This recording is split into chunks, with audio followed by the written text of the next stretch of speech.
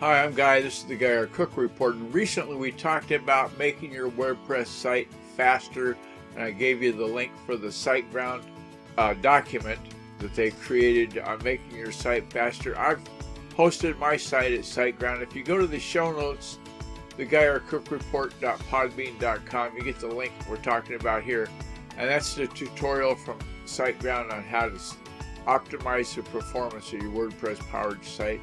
If you're hosting it at SiteGround, you haven't done a bad thing. They've got pretty good hosting.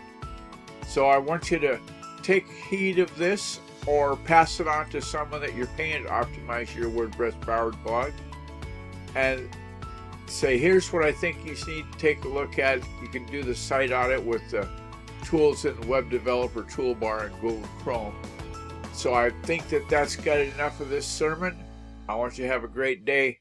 It's a wrap.